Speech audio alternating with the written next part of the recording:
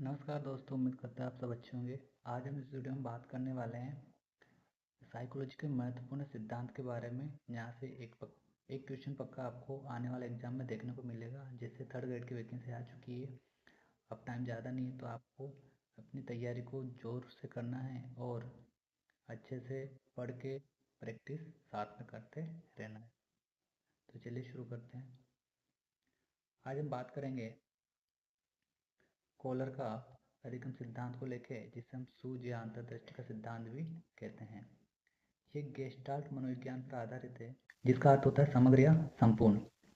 जो गेस्टाल्टवादी होते हैं, वो जो समस्या होती है उसको समग्र या संपूर्ण रूप से देखकर हल करने पर आधारित है। कोलर ने ये सिद्ध करने के लिए सुल्तान नामक चिंपांजी पर प्रयोग किया था। ये भी आपको ध्यान रखना है कि जो सुल्तान चिंपांजी था, उस पर प्रयोग किसने किए थे? तो कोलर ने किए थे, जिसने बक्सों को जोड़कर ऊंचाई पर रखे केले प्राप्त किए थे। ध्यान रखना है, सूझ या अंतर्दृष्टि का सिद्धांत किसके द्वारा दिया गया है? इंपॉर्टेंट है, पूछा जाता है एग्जाम में।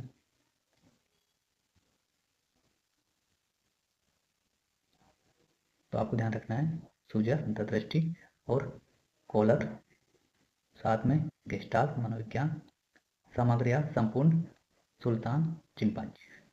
आगे देखते हैं। बात कर लेते हैं बुद्धि परीक्षण के बारे में। तो बिने का बुद्धि परीक्षण का जन्म अल्फ्रेड बिने को माना जाता है। अल्फ्रेड और इनके साथ में थियोडर साइमन। पहला परीक्षण 1905 में विकसित किया गया। ये दुनिया का पहला व्यवहारिक बुद्धि परीक्षण था। उद्देश्य स्कूल में पिछड़ने वाले बच्चों की पहचान कर उन्हें विशेष शिक्षा देना। मुख्य उदाहरण मानसिक आयु। ये मापता है कि बच्चे की बच्चा बौद्धिक रूप से अपने वास्तविक आयु के बजाय किस आयु स्तर के कार्य कर सकता है। आधार। ये परीक्षण संज्ञानात्मक क्षमता जैसे स्मृति, ध्यान और समस्या समाधान पर था। बिने की इस अवधारणा के बाद में बुद्धि यानी आईक्यू के सूत्र का आधार तैयार किया। इसी के बाद में क्या हुआ? जो बुद्धि का जो आईक्यू का सूत्र दिया गया, वो दिया गया था। अब देख लेते हैं अपन क्रेशमर का सिद्धांत, जिसे व्यक्तित्व का शारीरिक संगठन का सिद्धांत भी कहते हैं। इंपॉर्टेंट कई बार पूछा जाता है। तो क्रेशमर ने व्यक्तित्व के 3 प्रकार बताए। गोलकाय, जिसको पिकनिक कहते हैं, क्रशकाय एस्थेनिक और सुडोलकाय एथलेटिक।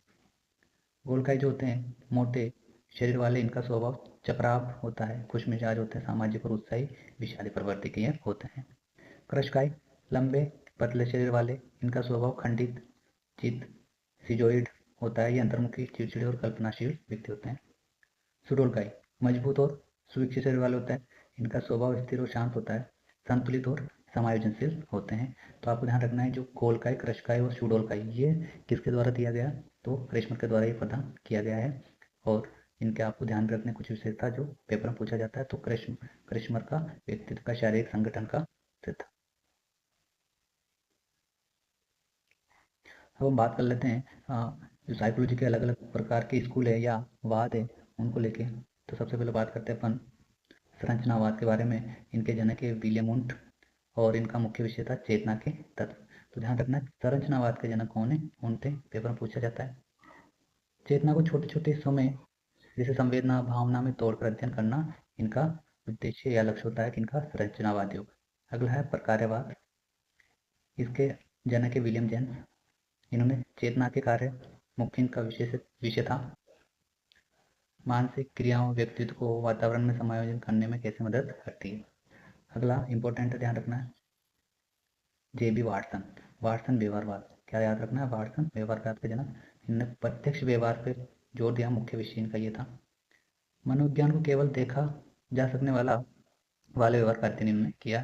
प्रत्यक्ष व्यवहार जो हम देख सकते हैं उनके बारे में। अगला इंपॉर्टेंट जो गेस्टाल्टवाद है और इनके जनक थे मैक्स वर्दिमर और इनका मुख्य विषय था समग्रता। जैसा कि हमने पढ़ा भी था कि कोलर ने चिंपांजी नामक सुल्तान पर, सुल्तान जो चिंपांजी था उस पर किया था, वो भी गेस्टाल्टवाद से संबंधित थे। समग्र अपने हिस्सों के योग से अधिक और सीखना सूझ से होता है। अगला मनोविश्लेषणवाद इंपॉर्टेंट है, पूछा जाता पेपर में। जनक है सिगमंड फ्राइड। अचेतन मन इनका मुख्य विषय था। व्यवहार मुख्य रूप से अचेतन मन इच्छाओं और बचपन के अनुभव से प्रेरित होता है। अगला है मानवतावादी या मानवतावाद। कार्ल रोजर और मैस्लो इसके जनक है और आत्मविश्वास इनका मुख्य विषय था। व्यक्ति में स्वतंत्र इच्छा शक्ति और आत्म साक्षात्कार की जन्मजात क्षमता होती है। तो गेस्टल्ट का ध्यान रखना है कौन है? वर्दीमर कोलर ने भी इससे संबंधित प्रयोग किए थे।